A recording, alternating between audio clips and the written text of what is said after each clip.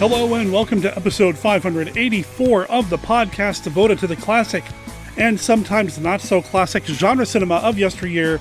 This is Monster Kid Radio, and I am your writer, host, producer, Derek M. Cook, welcoming you to the show with a little bit of surf music like we do every single week here on the podcast. This time around, we are revisiting a band called the Catatonics. Catatonics, that's with a K, can be found at catatonics.bandcamp.com. They just put out I guess it's an EP. There's 3 songs on this release, and one of them is called Savvy Showstopper. That's the song you're hearing right now. You're going to hear it in its entirety at the end of this episode, of course. In the meantime, though, if you've got to get it for yourself, I don't encourage you to do this all the time, but go ahead and hit pause, head over to catatonics.bandcamp.com, check out their release, On Tour from Canada.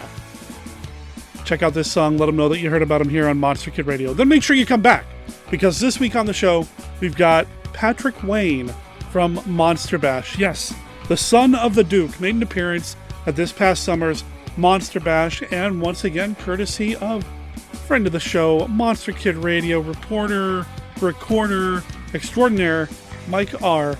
He recorded this conversation, this Q&A with Patrick Wayne. So we're going to get that this week here on the show. And of course, it would not be an episode of Monster Kid Radio without all the other bells and whistles. And by bells, I mean Mark Matzke's Beta Capsule review, and whistles, I mean Kenny's look at famous monsters of Filmland. So we got those 2 segments coming up here as well. You know what? I just want to dive into it. I'm having such a good time with all this content that's come in from Monster Bash.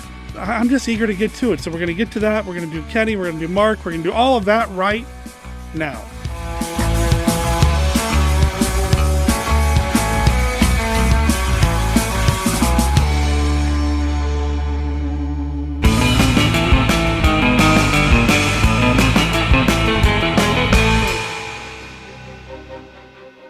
I am Dr. Lee Cushing. Welcome to my Chamber of Horrors. Dr. Cushing's Chamber of Horrors is a monster rally novel in the tradition of the classic Universal and Hammer horror film. It's written by Stephen D. Sullivan, the award-winning author of White Zombie, Daikaiju Attack, Manos the Hands of Fate, and one of the creators of the original Chill role-playing game. This book recreates the thrills of the classic monster versus monster film. We've got vampires, werewolves, mummies, psychic twins, scheming madmen, and plenty of unexpected chills. Now you can get Dr. Cushing's Chamber of Horrors in print, or for Kindle at Amazon.com and other fine retailers. Coming soon in other ebook formats. Find out more at CushingHorrors.com or SDSullivan.com, and support Steve's work through Patreon at PaySteve.com. I do hope you've enjoyed your visit. Please come again, and remember, the chamber is always waiting for its next victim.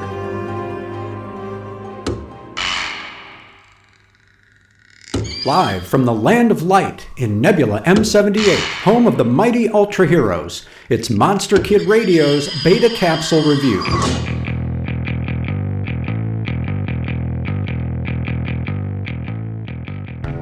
The Kyonan University Physics Department successfully launches a research satellite into space, garnering the institution worldwide attention. The story is personal to Soga, whose fiancé attends Kyonan U. But Amagi warns of potential complications at the beginning of Ultra 7, Episode 29, The Earthling All Alone. Amagi's words prove prophetic. The Ultra Guard suspects the professor in charge of the satellite project of being an undercover alien. So Soga and fiancée Sayako attempt to speak privately with the professor's assistant, Ichinomiya. He refuses to help with the investigation, expressing loyalty to Professor Niwa, who supported his research when no one else did. Unfortunately for him, the professor really is an alien from planet Prote, and when Soga tries to apprehend him, he turns the tables, disabling Soga's tracking beacon and reading his memories to learn the speed of TDF's response time in order to plan an invasion of Earth. Dan arrives at the university and begins a protracted battle with Prote, but it's really Ichinomiya, the man disillusioned by humanity and betrayed by Professor Niwa, who holds the key to stopping the alien offensive. The Earthling All Alone is a strong standalone episode, enhanced by good writing, an appealing location, and noteworthy special effects, which include a remarkable scale model set of the college campus, and perhaps the most jaw-dropping eye slugger beheading thus far. Finally, the spotlight falls on Ultra Guard member Soga, and actor Shinsuke Achiya delivers a performance accentuating Soga's boyish charm. Achiya would go on to appear in other Tsuburaya television series like Mighty Jack and Operation Mystery, and was cast in a number of World War II period films, including 1970's Tora Tora Tora. While there is no Kyonan University in real life, there is a Konan University in Kobe, which had a Department of Applied Physics by 1962. No word on whether a Dr. Niwa was part of the faculty. For Monster Kid Radio's Beta Capsule Review, this is Mark Matzke reporting.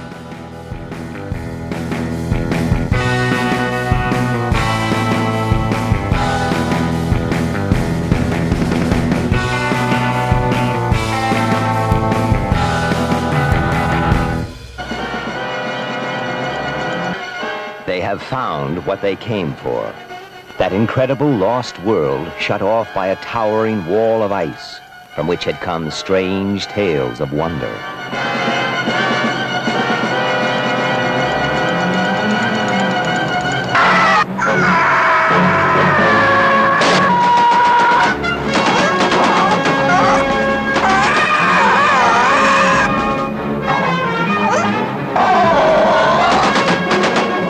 Edgar Rice Burroughs, master of astounding adventure, takes us back to the fantastic island of Caprona, where time has stood still for millions of years.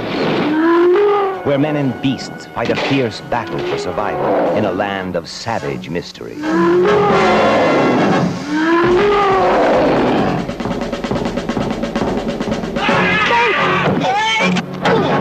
Come.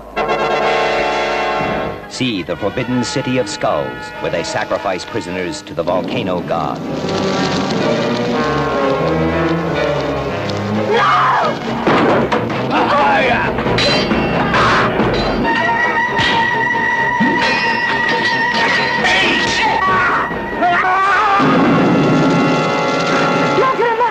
When he speaks, all die.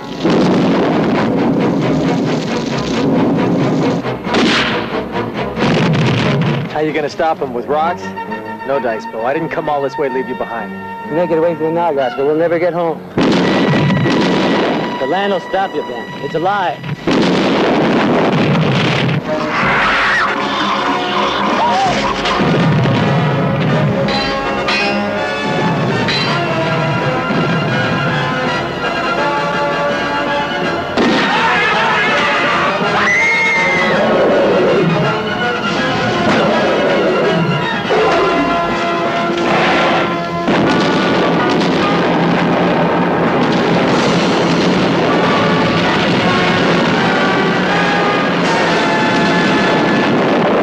Hello there, Monster Kid Radio heads. This is Kenny with a look at famous monsters of Filmland.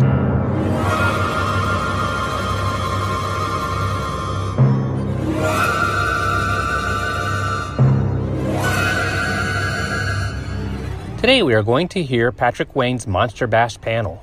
I found his two monster-laden fantasy films featured in FM. First up is Sinbad and the Eye of the Tiger, which was covered in FM 136 from August of 1977. It was 10 pages long with 15 photos. Here are some highlights. Hyperborea, legendary land. Trace the wild north winds to their place of origin, and still you will not have reached Hyperborea. Colder than Siberia, more desolate than the North Pole. Its icy fortress conceals secrets frozen since time immemorial. And it is to this forbidden and foreboding land that Sinbad must venture in what is actually the saga of his fifth voyage. Guided ever onward by the genius hand of Ray Harryhausen, the intrepid adventurer of the Arabian Nights encounters demons and denizens of an ancient era that defy the imagination of modern man. In the pantheon of Harryhausen's animodels, we all have our favorites. Some to the Emir, who came 20 million miles to Earth. Some Kali, of the multiple sinuous arms. Some the two-headed rock, Some the Rhedosaurus, the beast from 20,000 Fathoms that was attracted to the foghorn of Ray Bradbury's lighthouse. Some the sword-fighting skeleton. The dinosaurs of 1 million years BC, the harpies, the selenites of H.G. Wells' First Men in the Moon. Gwangi, the prehistoric survivor of the Lost Valley. The dragon of the cave, the skeletal warrior sprouting from dragon's teeth. The king-sized crustacean of the mysterious island, the quintupus. The list is seemingly endless. Question: how does one add to an endless list? Answer: by the magic of Harryhausen. In Sinbad and the Eye of the Tiger, the great Ray has created for our amazement and entertainment the Minotaur, a creature to rival Talos, the gigantic metallic animate figure of Jason and the Argonauts. The Minotaur is a bronze colossus, a metal monster, a clinking, clanking, all-powerful creature that, though inside its impervious chest beats a human heart, has a head enough to frighten any man, for it is not that of a human being, but an angry bovine, an enraged bull. The Minotaur, a ton or more of inexorable, inhuman terror. The ghouls, spectral three-dimensional images, creatures whose father might have been Rinchen, who might have been mothered by X-rays, apparitions of muscle and marrow, sinew and bone, things from some twisted twilight zone, born to confront human beings with horror incarnate. The troglodyte, formidable in appearance, like a combination 8-man snowman with a horn like that of the Cyclops that Sinbad encountered on his 7th voyage. But the nice feature about Trog, as he is known to his friends, is that he's an amiable sort unless deliberately provoked. Zenobia. Now she's the exact opposite of Trog. If you were the last one left on King Kong's log, she'd push you off into the spider pit. If white magic could overcome her black and she could be captured and exhibited to the world, she could be billed as the wickedest witch that ever was. Good thing that such badness only exists in a world that never was. Zenobia can transform herself into practically any beast's body. If she chose, she could be a gorilla or a lion, a snarling panther or a swooping vulture. But one of her transformations fouled up when she was changing into a seabird, and she has wound up with a claw leg, which she drags behind her. This mishap did nothing to improve her already abominable temper. The walrus. Yes, the walrus. A carefully guarded secret for 2 years. This Sinbad has been since 1975 in the making. Ray Harryhausen confided to your editor about 24 months ago that he was, for the first time in his animation career, going to bring this particular mammal to the screen. Although Harryhausen fans ever since tried to trick me into a lapse of memory, a trip of the tongue, wild rhododendrons were not able to drag this secret from me. But at last, it is out, and Ray hopes his walrus gets your seal of approval. And a saber-toothed tiger, the terror of the caveman, a huge flesh-and-blood machine of feline ferocity, its head raised like a sphinx or heraldic beast, awaiting resurrection. For what malignant purpose? Has it been dreaming for an ice age of an unwary human being to release it like a genie from a bottle so that once again it may rend and tear with fang and claw? Caution, Sinbad. Pat Wayne, son of John, is the latest incarnation of Sinbad and proves himself a chip off the old chopping block. Pop, in his long and active career, has only mainly had to contend with Indians and cowboy badniks. But young Pat is challenged by more menacing monsters than Siegfried of yore as he seeks out and destroys all evil creatures in his path across the 7 seas of antiquity. The article continues with a brief spoiler-filled synopsis and later ends with this brief question and answer. Would Harryhausen let us down? Never.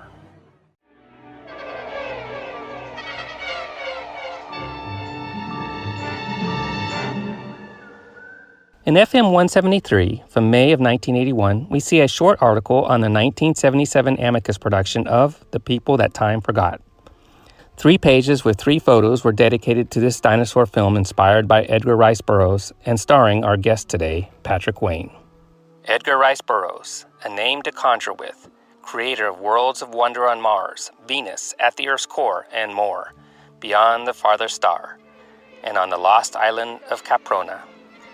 When last seen in 1916, Bowen Tyler, Doug McClure, was desperately hurling a canister into the sea, hoping the ocean currents would carry it from the mysterious island to some civilized part of the world, and that he would be rescued.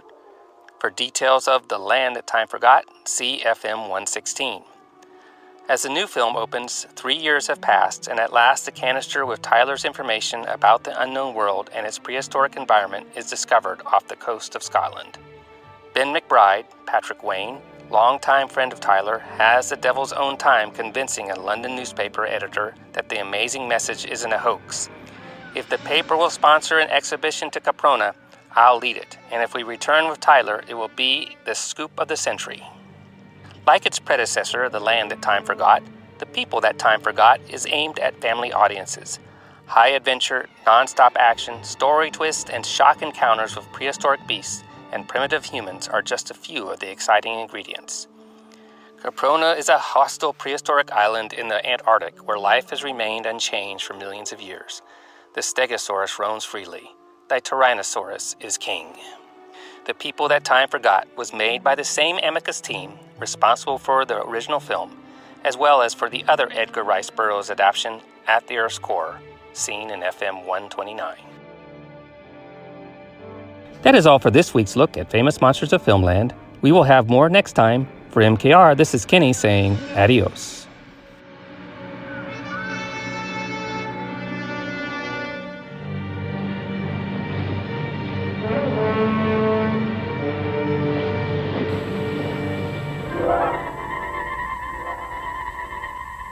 These eyes peer out through time, through space, to a land beyond imagination.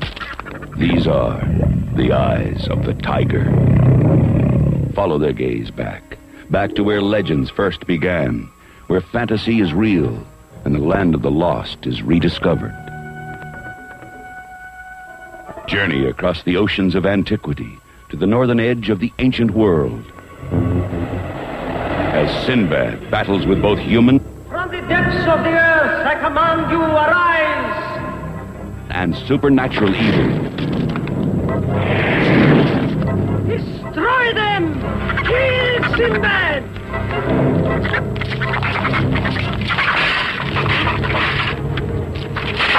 You bewitched him. Let me get the smile from her face! Filmed in the miracle of Dinorama. Starring Patrick Wayne, Taryn Power, Jane Seymour. From producers Charles H. Schneer and Ray Harryhausen.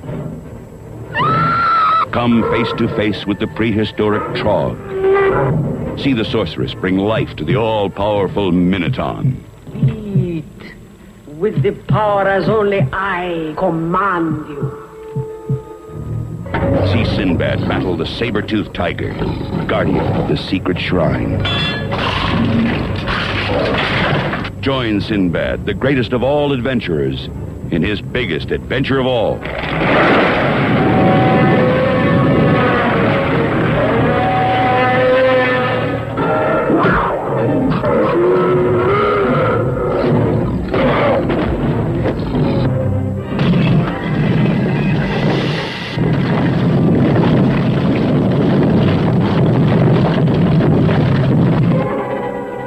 Sinbad and the Eye of the Tiger. And now Monster Bash is very happy to present to you, doing the Q&A, John Bishop and Patrick Wayne. Here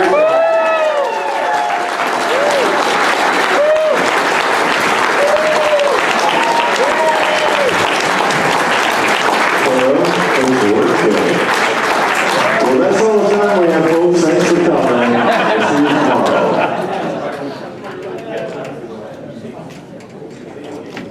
See you tomorrow. Sit down, stand up. Oh, sit down. Oh. Never missed an opportunity to sit down. You don't get to be 83 by standing around all day.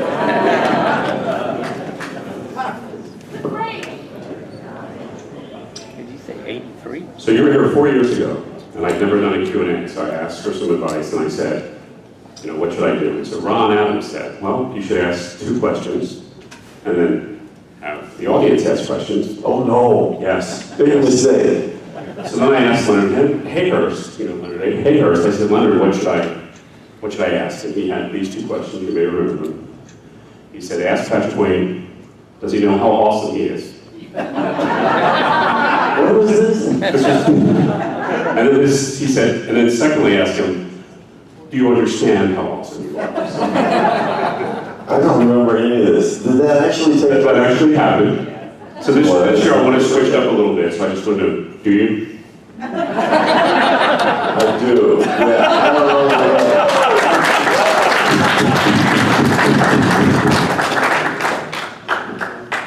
So we just saw Send Out of the Eye of the Tiger. Some of us. Yeah, some of us. No. Your fencing is fantastic in that film. You got the fencing. The training. I have a story about that. And it's an involved story. It's a two-part story. So I did this film called Concertos with my father. And, thank you, my father was not a person to give advice, really. I mean, he led by example. And as far as work goes, he was always prepared. He came to work prepared. And that meant in every aspect, not only learning your line, but if you have to do something physical, you should be prepared to do it before the scene. Because if you're struggling with something physical, then the scene goes to hell. You can't, you can't carry on a dialogue with a person if you think about something else. Anyway, so in this movie Concertos, I had this scene where I was riding a horse, and the cameras were very close to panning with me, staying with me. And they saw the rushes, and my dad called me and he said, "You look very bad." But he didn't say that, but he said something like that. On a horse, and you're going to learn how to ride a horse, and you're getting out of this business. He scared the hell out of me. Well, it was the beginning of the filming, so I had like 6 weeks, and I worked every day, in any spare time, riding this horse and working with people, and we reshot the thing, and it worked out fine. So that was good, but that was a very valuable lesson to me. So, getting to Sinbad, this was an English production, and the English people came to California to cast this film, and I was going to do a screen test. And in the screen test, they put a beard on me, and I worked with a fencing guy for a day to do this little 2-minute audition. Got the part, and so I told Charlie Schneer, the producer, I said, "Look, I don't know how to sword fight. I don't know how to use a fencing thing. I would really like to work with this guy because it was be another 6 weeks before the film started." He goes, "Don't worry about that. We have a stuntman, and he's going to teach you how to fence. It's not a big problem." And I went, "No, I'm really not going to do that. I can't do that." I just basically put my foot down, and he finally consented to allow me to work with this guy. I worked with him every day, and I got pretty darn good with it. And so when we went to our first sequence was in Malta. And the stuntman who was supposed to teach me how to fencing didn't come to the set till we got to Spain. And the most difficult scene I had to do with fencing was with the 3 skeleton, was done in Malta. So they had blocked this 2 days to shoot this. And so in the morning we go in, and they gave me these 3 stuntmen, and we're going to choreograph this routine. And the idea is we do this routine, then they step out, and I do like a dance routine, pantomime without anything in it. So we go and start working, and at about 10:30 I came out, and I director and producer, I said, "Well, we're ready." And they go like, "What?" I said, "Yeah, we got to." They come in, and we show the routine, they step out, and we got the whole thing before lunch. On the first day, I got them a day and a half on. And so after this, Charles Schneer, the producer, came over. He says, "That was really a good idea I had." After you worked it out the first, we'd still be there today. I swear to God, if I hadn't done it. But anyway, that's one of the things about fencing. It was a fun deal, fun experience. Another time, we were doing. They had a camera close up, and there would be monsters on either side, and we just stopped in with battle axes. And they were around blocking him like this and close up. And I blocked this one, and the axe came off and hit me in the head. And my head started bleeding. And the director goes, "Break for lunch." I had to stop shooting. And there was a nurse on the set, and she came over and looked at me and went, "I'm passed out." And the stuntman came over, and we stopped the bleeding. Oh yeah, there's some fun stuff that happened on that film. And of course, working with Jane Seymour. You saw how beautiful she was? She's still very lovely, beautiful girl. She's been married 4 times. I wasn't one of the husbands, but certainly could have been. A lot of fun. Your other co-star was great too, Tyrone Power. Tyrone Power was gorgeous. Tyrone Power's daughter. Completely correct. Tyrone Power's daughter. I worked with her dad in a movie called The Long Gray Line. A story about West Point. It was a fun movie. If you get a chance to see it. Maureen O'Hara gave me my first screen kiss in that film. But Tyrone Power was really amazing. She spoke 4 languages, absolutely gorgeous. But she experimented with a lot of substances, and someday she'd come in and she couldn't even speak 1 language. But she's a great girl. And I probably shouldn't tell that story because she's no longer with us. She passed away at an early age, but a great gal. And then something else I learned recently that I didn't know. I know you've had lots of success in various areas. You've hosted game shows and variety shows. You've played a wide variety of roles. But I didn't realize that one of the premier performers of the 20th century had actually played you. So I just wanted to know, what was it like to be portrayed by Benny Hill? Oh my God. Benny Hill, yeah, I did see, it wasn't that big a show here in America, but I did a variety series in Monte Carlo. Like the old Ed Sullivan show. I was the host of the show, and they'd have a highliner like Cher, Elton John, and different people like that would be the big star of the show. And then they had these European acts, different acts in there, all done in Monte Carlo. And it played on syndication here in the United States, but it was a big show in London. And because he did a spoof of it, they wouldn't do a spoof of a show if people weren't aware of it, popular. And so he did Benny Hill. Yeah, I'm standing up, he's like me, the narrator and stuff, saying that with these beautiful showgirls standing around. And at the end he says, "A bientôt," and he turns around and they pull the plug and he deflates like this and they put him in a suitcase. Yeah, that was a fun thing. The Monte Carlo ship was great. Lived in the south of France for 4 months. Yeah. Yes. So, Mr. Wayne, first before I ask you my question, I just wanted to say that movie was actually the first movie I saw you in, and it was awesome. So. If you pay me a compliment, speak up. I didn't hear you.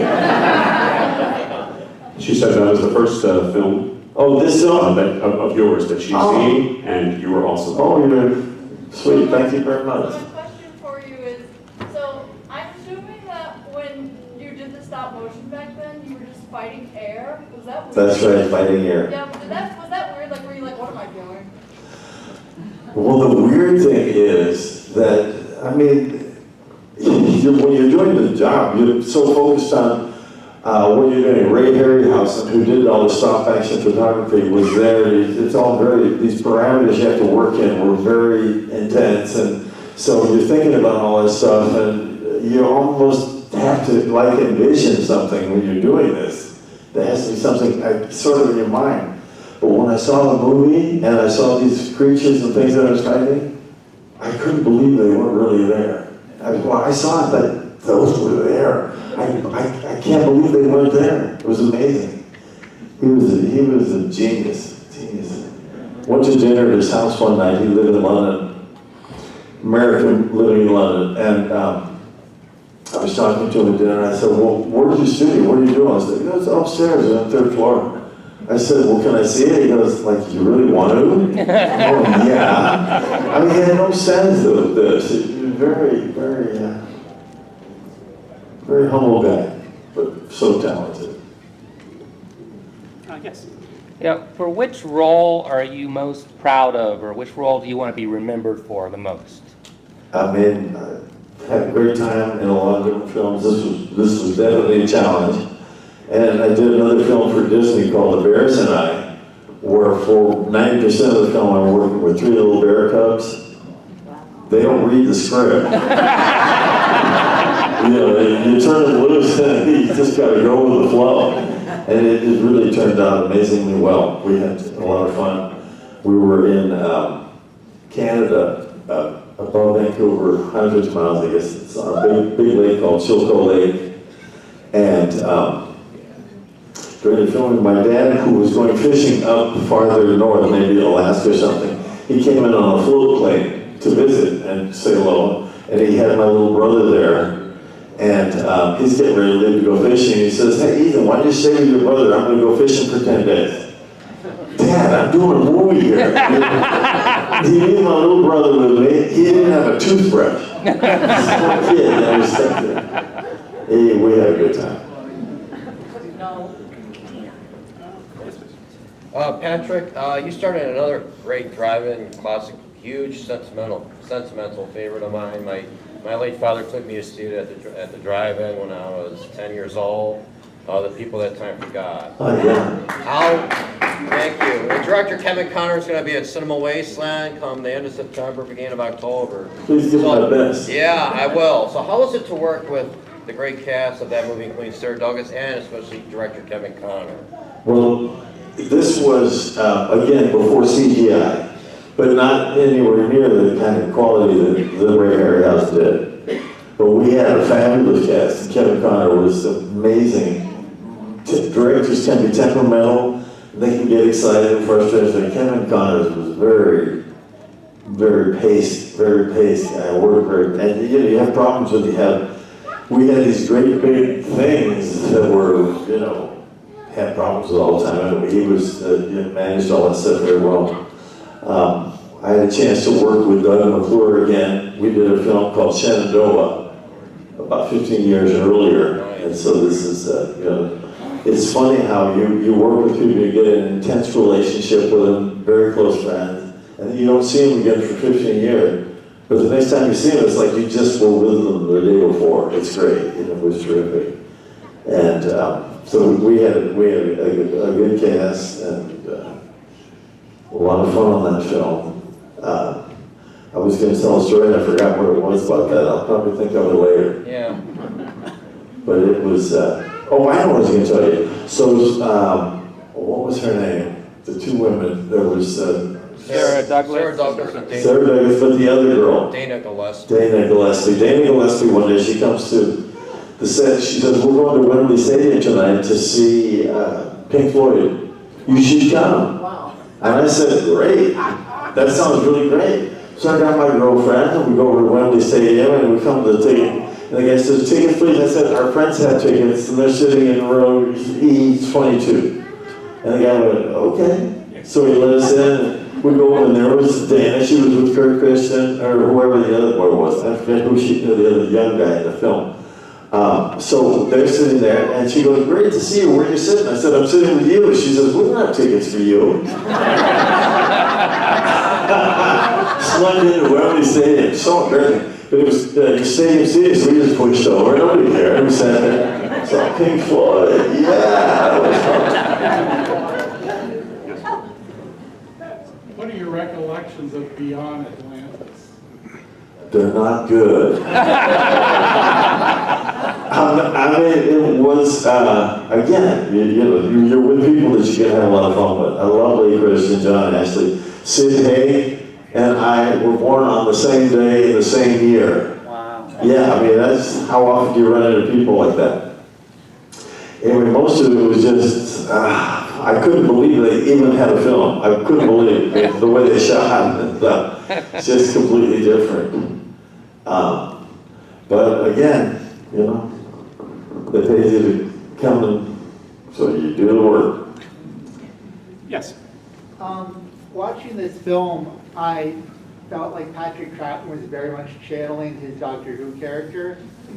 And, I've seen him in other stuff. He has range and doesn't do that in every film. And I was familiar if you had seen him in Doctor Who before you did this movie. No, I hadn't seen him, but, it may have been a suggestion to him, just, play that character. If it ain't broken, don't fix it.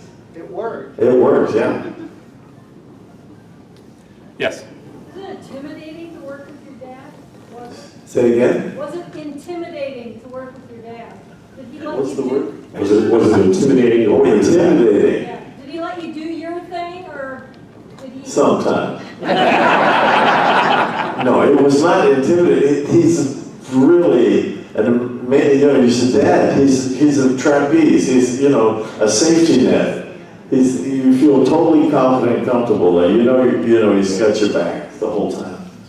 But if he has a disagreement with something you're doing in the scene and he says, I'll do it this way, you go, okay. I'm going to mention one name, and I'm going to let you say whatever you want and whatever you like. Maureen O'Hara. Well, she's an amazing woman. Obviously, she worked in a lot of films with my dad, and they played well together. She's a big woman, and she needs a big man to look feminine, and she looked very feminine in roles with my dad. Some other movies, the leading man, she was kind of dominated. But she was definitely, it worked so well with my dad, and she was really like a member of the family. And to her credit, when my father passed away, she went to the Senate, Congress of the United States, and pitched for my dad to get the Congressional Medal of Freedom. And she sat there and said, I'm not leaving until you tell me he's going to get this medal. And he got it. It was great. It was great work. I love that woman.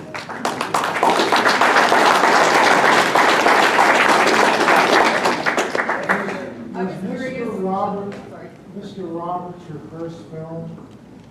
Was Mr. Roberts my first film? I had actually 6 films done by then.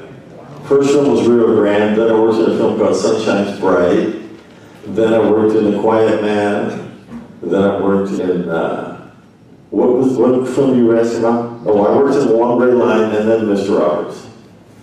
Mr. Roberts in Hawaii, what fun. Worked with Jimmy Cagney, Henry Fonda, Jack Lemmon, William Powell.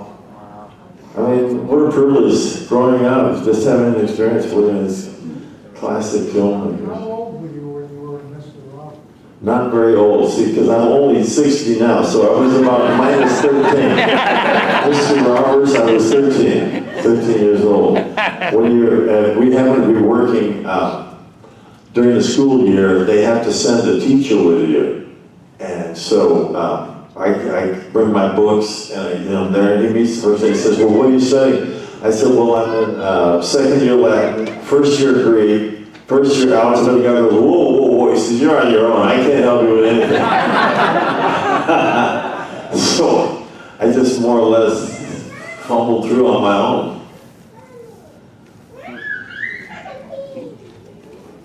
I was wondering, did you want to become an actor because you saw your dad doing it, or was that something your parents wanted for you?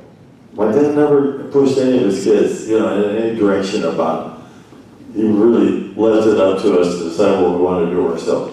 So growing up, what I was doing with acting is not because he was doing it, but none of my brothers and sisters had any interest in doing that. So when I go and work with him, they weren't around. So I had my dad all myself. So it was a really special thing. Now I love the acting, I love the work. I mean, it's child's play. It's like we do this stuff as kids, and then you do it in film, and it's the same thing, really. You adopt the character. So that wasn't a tricky question, though, because I had to figure out for myself, am I doing this because I like to be with my dad, or am I doing it because I like the work? So I ended up liking the work. We're glad you did. Yeah. Thank you.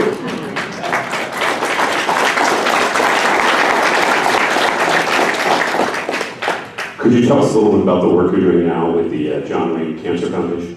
Yeah, so when my father passed away, he died of cancer in 1979. There was a couple of doctors that had experimental treatment, and they came to my dad in the last couple of weeks, and they said, we'd like to give you this treatment, And he said, yeah, great, and if it works, I'm going to help you guys. Well, it didn't work, and he passed away. So my brothers and sisters and I decided, as a legacy to my father, that we would use his name to create awareness and raise funds for cancer research, cancer education. And so we started with these 2 doctors at UCLA, and then we moved to a community hospital in Santa Monica with the John Wayne Cancer Institute, where we developed a lot of great research and great treatment. And at the same time, we had a fellowship program where we took board-certified surgeons and trained them to be cancer surgeons. And we started this early on, and we've trained 160 fellows to this point. And the Surgical Society of Oncology about 10 years ago decided that, yeah, if you're gonna have a cancer tumor removed, you should go to a board-certified cancer surgeon. So at that time, there were 12 sites around the country that was training surgeons to become cancer surgeons.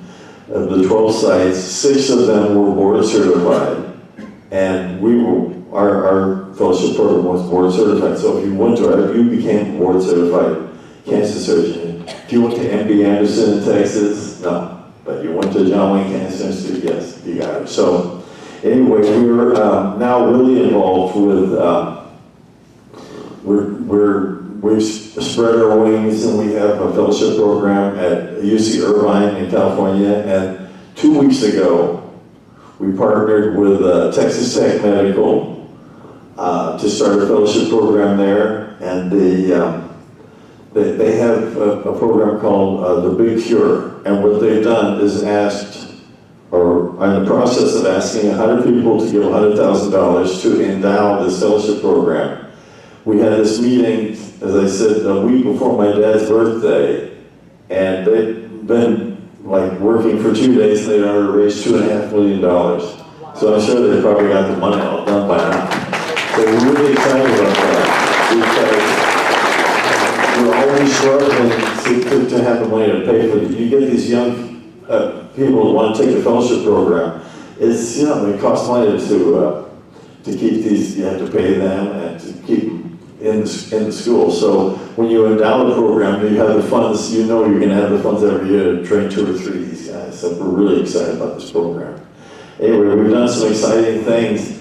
One of my own personal experiences was my daughter went to work. She had a law firm in Los Angeles. They had an office in London. And she wanted to go and work there for a year because her boyfriend, who was now her husband, was British. So she went over there and ended up staying for 4 years. So I would go over a couple times a year and visit her. And one year, I said, let's invite Leslie Silver, the daughter of the producer of Sinbad. Her daughter, she was a production assistant on the film. And so we invited her to lunch. And during the lunch, she said, you know, I'm a breast cancer survivor. I said, I had no idea. I mean, I would send her a Christmas card, you know, we didn't have much contact, but I did not know this. She said, yeah, 6 years ago, I was diagnosed with breast cancer. I went online, I went to your website, and I saw that you had developed the sentinel node procedure, which was a low invasive procedure to take care of the tumors for breast cancer. She went, scouted London, found a doctor who used that procedure. She's totally cancer-free for 6 years. Now, I know, but you know, for me to have a person, one of my friends, benefited from the work that we've been doing, I'm never going to stop doing this. I'm just going to keep at it until we find the final cure.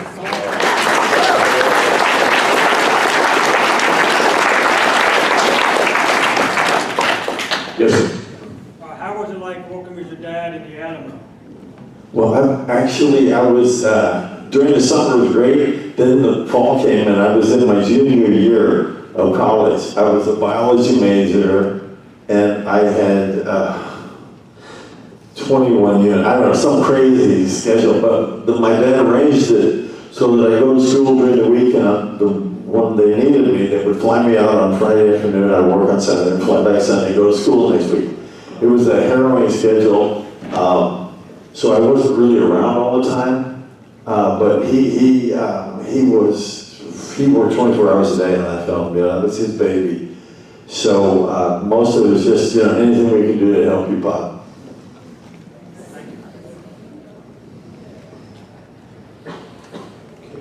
Yes, way in the back, thank you. What's your fondest memory of your father? Well, you know, this is so strange. When my dad was in the hospital, he was, you know, the last 6 weeks of his life, he died. You know, he had stomach cancer. And he was amazing, and I had the sense that he was going to beat it. He never complained. He never, he was always trying to help other people around him that were sick. If he could get up, he'd walk in and encourage other people that they were going to get better. And I thought, this guy's indestructible. He's going to fight this. He's going to beat it. It didn't happen that way. But what I saw was this man's courage, and that was the real courage that he had. He always was a courageous guy on screen, but he really was a courageous person in life. And it's meant a lot to me to have that experience. Did you like movies better to do or TV shows? Well, movies are the jam. That's where they take the time to do. Often in television, you're on a 3-day deal, and they're rushing to get the stuff done. And if you ever approach a director, you have a question like this: do it. We got to move to the next side. I worked on a soap opera for 1 week. I think it's called All My Children. Is that the one with Erica? Yes. Okay. Yes. So I was a seaboat. I was a captain of this ship, a sea cruise. She was on the ship, and we had a little affair on the ship, with Erica. And you work. They give you a script. You take it home at night for the pay the next day. The next morning you go in, and they have a dry run in front of the writers. You read the script like this, and then they go and change everything. The point was to learn it. In fact, it's bad to learn it because then you got to forget it. So you don't learn it. You get it, and then a few minutes later they give you this thing, and you try to learn it, and then you do a dry blocking, and then you're on the set. All of a sudden you're doing it. And Erica was great. She had, her script would be in drawers and in cabinets and stuff. She was naturally moving around and doing all this stuff. She was an amazing, she had 2 children on that show, and never missed a day of work. I don't know how she did it, but she's this amazing gal. It was a lot of fun. But work, it was a lot of hard work. So the movies, that's really fun. And we have time for one last question. Yes, sir. Any outstanding memories on The Searchers? Well, yeah. Natalie Wood. We were the only, everybody else was older than we were. We were like teenagers, but young teenagers. So we spent a lot of time together, became really good friends. And I was totally in love with her. She was a fabulous gal. Died way too young, horrible waste. But that was my big memory of her, just spending a lot of time with her. And we took a lot of razzing, Jeffrey Hunter was unbearable. He's picking on all the time. Well, ladies and gentlemen, it's been fun. I hope you enjoyed the film.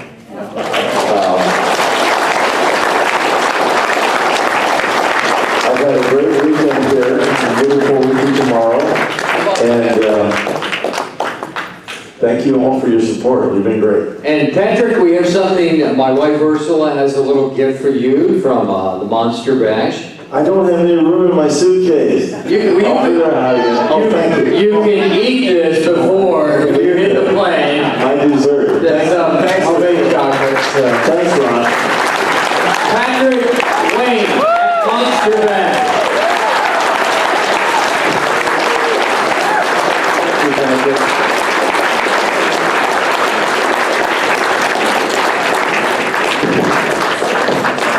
Thank you, John Bishop, for the Q&A.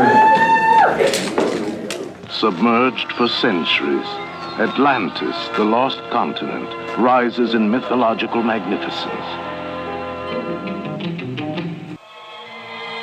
Meet Serena, conceived and spawned in a world beneath the waves.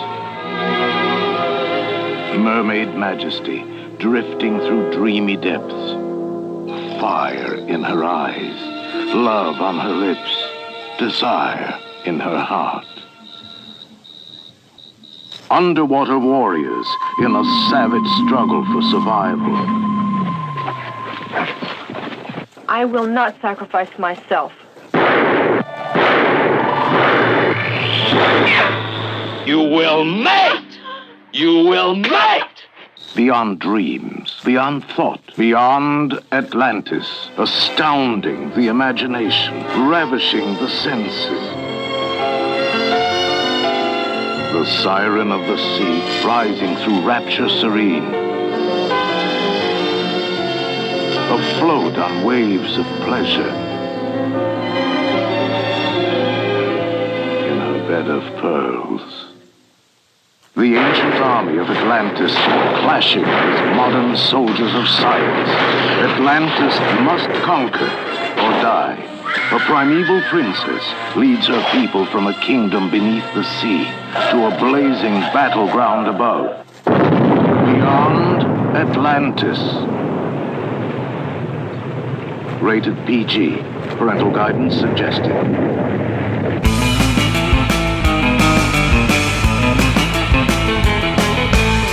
Thank you for listening to this episode of Monster Kid Radio. I appreciate you being here. Thank you so much for downloading the show, sharing the posts about the show, following us on Twitter, joining the Facebook group, liking the Facebook page, joining us on Discord, on Patreon, on Reddit, wherever else you can find us online.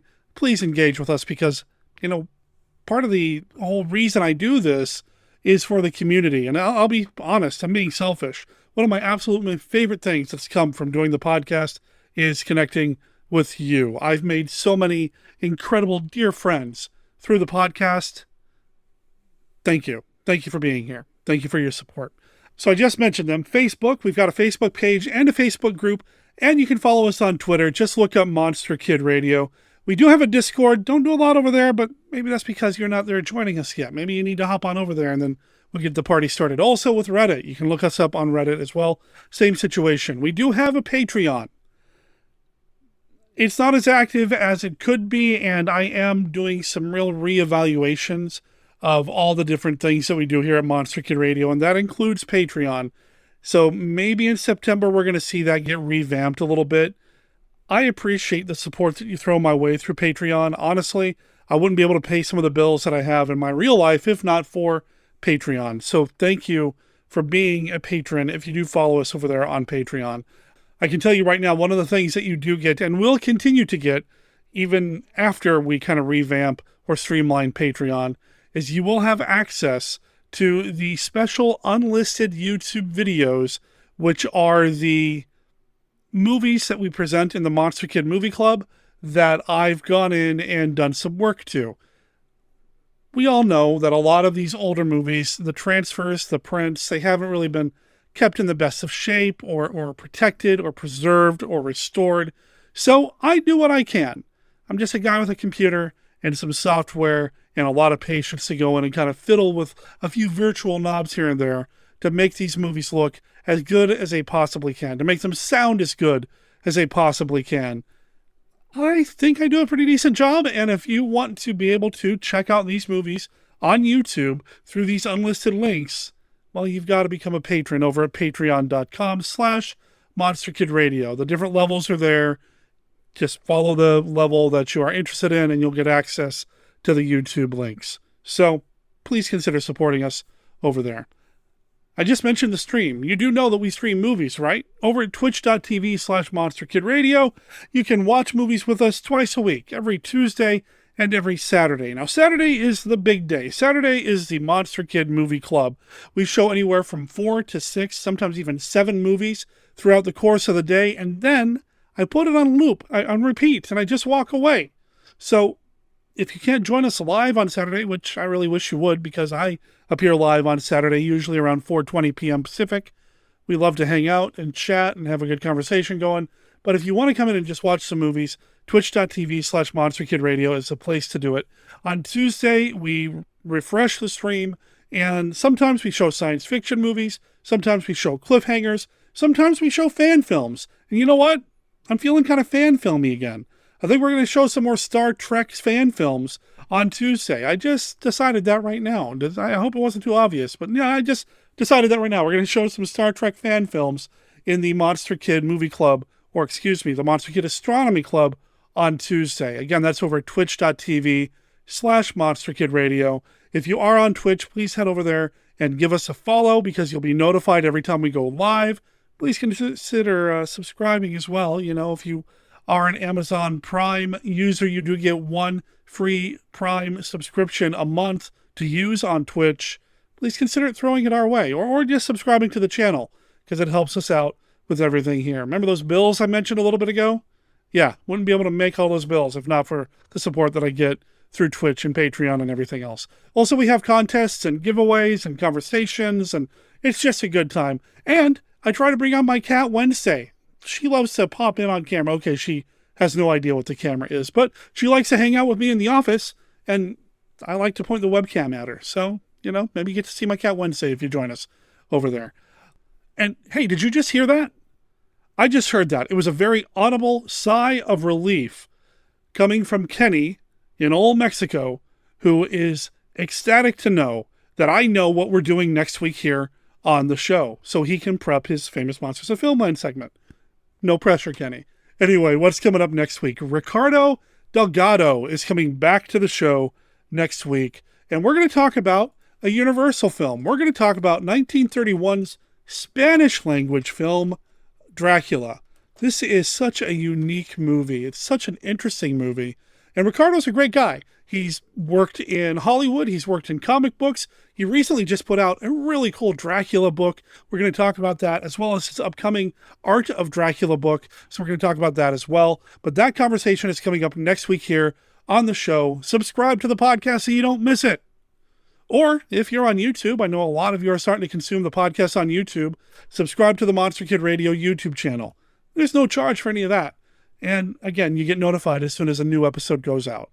So don't miss out on Ricardo Delgado joining the show next week to talk about Dracula. I'm not even going to try to say the word Dracula, which is really just Dracula with the rolled R in Spanish, because I can't roll my R's. So if you want to hear anybody roll their R's next week, I think Ricardo can do it. So, yeah. Bonus? I don't know. I don't know what's coming up after that, but I've got a number of ideas in the works right now for things that are coming up on future episodes of Monster Kid Radio and the Twitch stream and in publication. There is something in print coming later this year. I know I keep talking about it in very vague terms, and I'm going to continue to talk about it in vague terms, but I can tell you that I just finished editing a written piece that was submitted for this publication yesterday. It's incredible. I can't wait to tell you more about it. Only way you're going to find out more about it is if you keep listening to Monster Kid Radio. So you know what you got to do. Until next week, remember that Monster Kid Radio is a registered service mark of Monster Kid Radio LLC. All original content of Monster Kid Radio by Monster Kid Radio LLC is licensed under a Creative Commons Attribution, Non-Commercial, No Derivatives 3.0 unported license, except for the song Savvy Showstopper. That is copyright 2022. That is copyright Catatonics. You can pick it up on their latest release on tour from Canada. Just came out. Go check it out and let them know that Monster Kid Radio sent you. My name is Sarah Kim Cook. I'll talk to everybody next week. Ciao.